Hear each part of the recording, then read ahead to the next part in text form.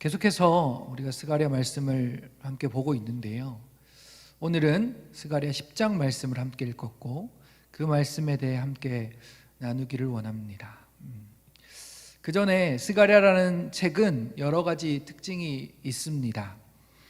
이 스가랴라는 책은 예언서이기도 하지만 그 예언서 안에 묵시문학의 모습을 가지고 있다는 특징이 있는데요. 바로 우리가 어제부터 읽고 있는 9장부터 14장까지는 이 묵시문학의 형태를 띠고 있기 때문입니다. 예언서와 묵시문학의 차이는 이런 것입니다. 예언서의 특징은 말씀을 듣고 받는 백성들이 하나님께 다시 나와서 회개하고 그렇게 주님과 화해함으로 하나님께서 주신 말씀을 잘 지켜나가도록 격려하기도 하고 권고하기도 하고 훈계하기도 하면서 그들에게 경고를 주는 것이 주 목적이죠. 그래서 하나님께서 세상의 역사 주관자이시기 때문에 백성들의 행위로 인해 징계하시기도 하시고 축복하시기도 하시는 결과를 가져오는, 다른 결과가 가져올 수 있는 그런 역사관을 가지고 있습니다. 대부분의 선지자들을 통해 주시는 말씀들이 바로 이 예언서의 특징을 가지고 있다고 볼 수 있겠습니다. 그런데 묵시문학의 특징은 먼저 역사의 종말을 어떤 이야기로 이야기하며 그 포인트를 중점에 두어서 결국 하나님께서 승리하실 것이니 그때까지 참고 견디어내도록 믿음으로 인내하도록 격려하는 것이 주 목적인 것이죠. 그러니까 세상에 그 어떤 악한 세력이 크고 강하게 보일지라도, 세상을 다 점령하고 모두 지배하는 것 같아 보일지라도 결국은 하나님께서 승리하시고 그들이 무너지게 될 것이다 라는 전 세계적인 우주적인 역사관과 세계관을 가지고 말씀하시는 것이 바로 이 묵시문학인 것입니다. 이 묵시문학의 대표적인 성경이 바로 구약에서는 다니엘서의 후반부를 이야기할 수 있겠고요, 신약에서는 요한계시록을 우리가 꼽을 수 있겠습니다. 그런데 이 스가랴의 9장 이유가 바로 이 묵시문학의 형태를 띠기 때문에 다니엘과 함께 요한계시록에 많이 인용되는 성경이 되겠습니다. 또 예언서 안에 묵시문학의 형태를 띄우고 있는 성경이라는 하나의 특징과 함께 그 안에 또 하나의 특징을 가지고 있는데요, 바로 하나님 나라의 백성을 구원하게 될 유일한 구원자 그리스도, 바로 메시아에 대한 모습이 굉장히 많이 담겨져 있고 그것을 이야기하고 있다는 특징입니다. 어제 스가랴 9장 9절의 말씀이 그 대표적인 구절 중에 하나입니다. 9장 9절 제가 함께 한번 읽어보도록 하겠습니다. 시온에 따라 크게 기뻐할지어다, 예루살렘에 따라 즐거이 부를지어다. 보라, 내 왕이 내게 임하시나니 그는 공의로우시며 구원을 베푸시며 겸손하여서 나귀를 타시나니 나귀의 작은 것 곧 나귀 새끼니라. 너희들이 소망하고 기다리고 있는 나라의 완전한 구원, 영원한 구원을 이루실 왕이 오실 것이다. 그 왕은 공의로우시며 구원을 베푸시는 분이시며 그럼에도 불구하고 겸손하셔서 나귀 곧 나귀 새끼를 타고 입성하시는 분이시다라고 메시아의 네 가지의 모습을 드러내 보여주고 있는 말씀이다라고 어제 함께 보았는데요. 그리고 그 일이 바로 이 나사렛 예수, 하나님의 아들이신 그 예수 그리스도로 인해 현실로 이루어지게 되었다라고까지 함께 어제 보았습니다. 지금의 예전의 영광과는 달리, 솔로몬의 성전과는 달리 스룹바벨의 성전의 현실이 너무 초라해 보이고 계속해서 황폐하였던 그 땅 다시 일구고 새롭게 회복해 보려고 하지만 가뭄이 계속되면서 더욱더 힘들어지며 또 나라의 정세는 자신들을 괴롭히는 주변 나라들과 강대국들로 인해서 계속해서 이리저리 치이고 억눌리는 그 현실 앞에서 마음이, 생활이 무너져 내림을 느끼고 있었던 상황에서 이러한 말씀을 묵시문학을 통해서 말씀하고 계신 것이죠.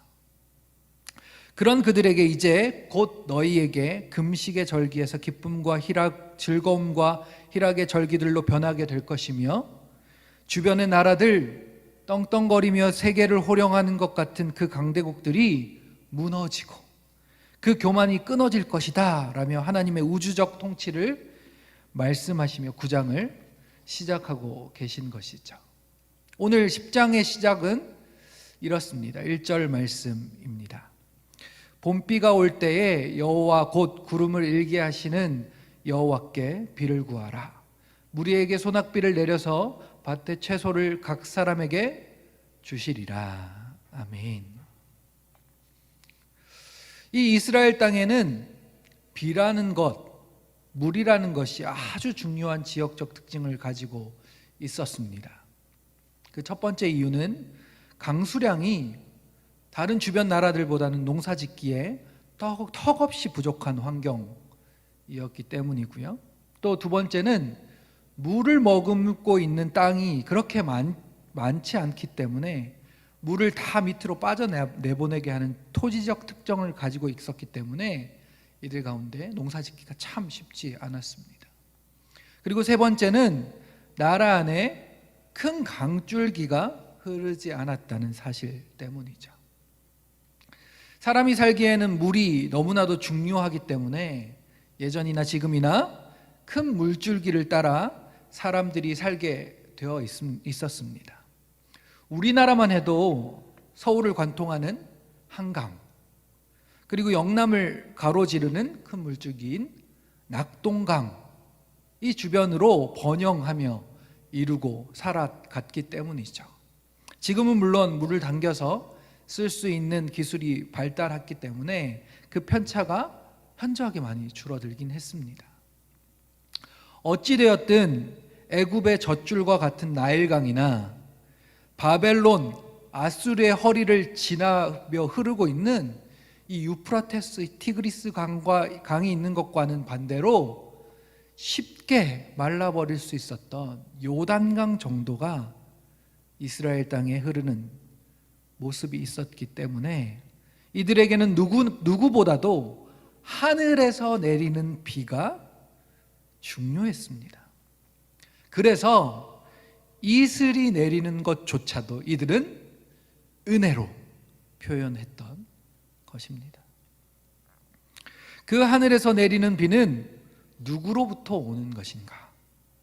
바로 여호와 하나님이시다라는 믿음이 이들 가운데 있었고, 그 하나님께 비를 구하라고 말씀하시는 것이 바로 이 10장 1절의 말씀이신 거죠. 생명의 주인 되시는 그 하나님께서 너희의 먹을거리와 삶을 하나님께 맡기라 말씀하고 계신 것입니다.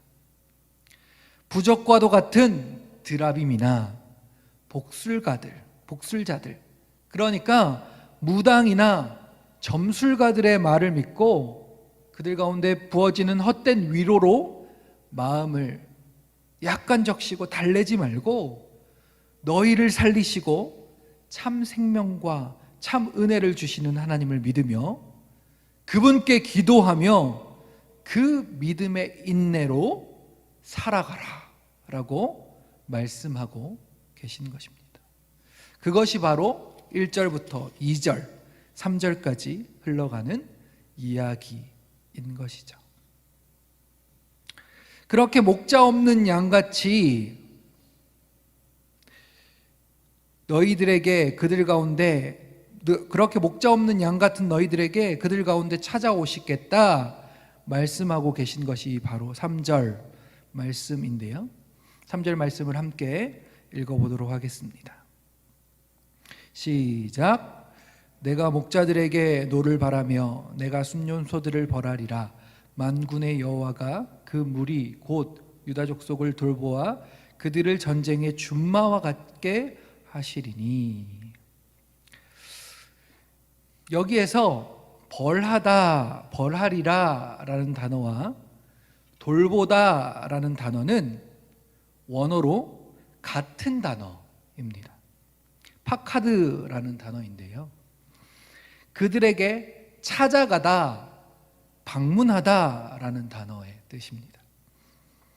그러니까 이방을 상징하는, 그리고 지도자들을 상징하는 목자들에게 찾아가 방문하시는 하나님은 심판의 하나님이 되시고, 그래서 그들을 벌하시고 그들에게 노를 바라시는 분이시고, 그들의 백성 메시아께서 오실 그 유다 족속에게는 찾아가 방문하셔서 돌보신다. 그들을 누구보다도 강하게 만드신 분이시다 라고 말씀하시는 것입니다.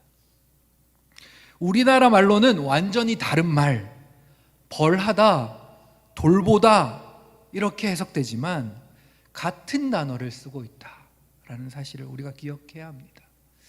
이것은 이 책의 선지자의 이름과도 같은 맥락으로 우리가 볼 수 있겠는데요, 스가랴, 이름의 뜻이 무엇이었죠?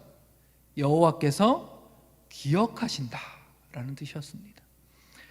여호와께서 무엇을 기억하시냐에 따라, 그들의 어떤 행위를 기억하시냐에 따라 결과가 완전히 달라지는 것을 말하는 것입니다. 그들의 죄를 기억하게 되는 경우에는 심판이 그들에게 찾아올 것이지만, 그들에게 하신 약속을 기억하시고 하나님의 백성됨을 기억할 때에는 은혜가, 구원이 그들에게 임하게 된다라는 것 말처럼 말입니다. 우리에게 하나님께서는 무엇을 기억하시겠습니까? 바로 예수 그리스도, 메시아를 믿는 믿음을 보시며 그 하나님께서 약속하신 약속을 기억하시는 그 은혜가 우리에게 있기 때문에 영원한 생명으로, 이 땅에서의 승리, 영원한 승리로 살아갈 수 있게 된다는 말인 것입니다.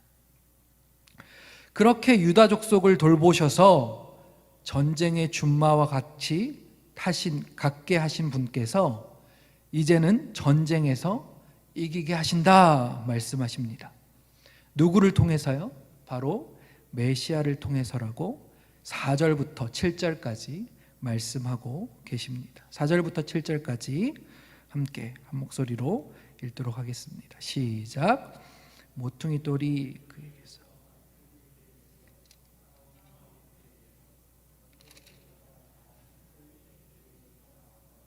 싸울 때 용사같이 거리의 진흙 중에 원수를 밟을 것이라.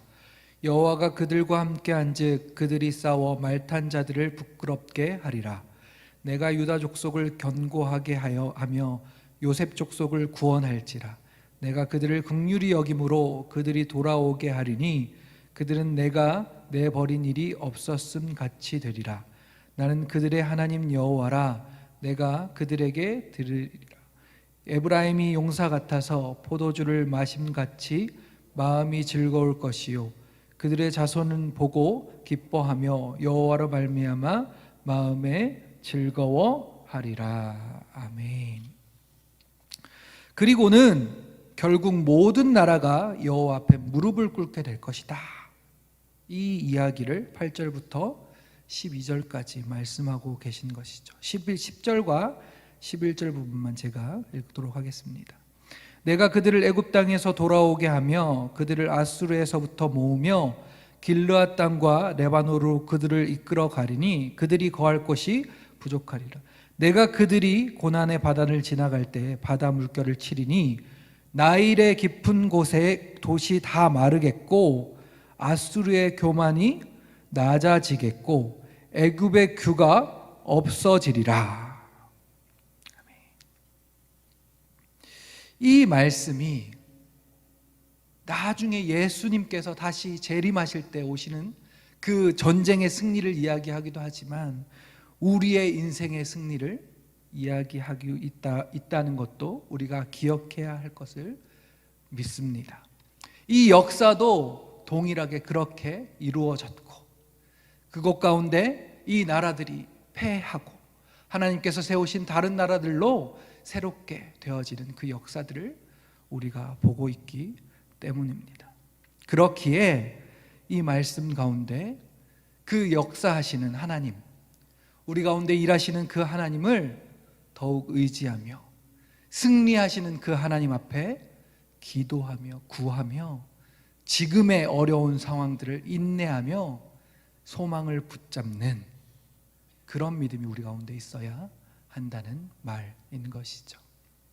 오늘도 이 어려운 상황 가운데 주님을 믿는 믿음으로 인내하며 주님께서 우리에게 베푸신 그 소망을 굳게 잡고 승리하는 오늘 하루가 되시기를 주님의 이름으로 축복합니다.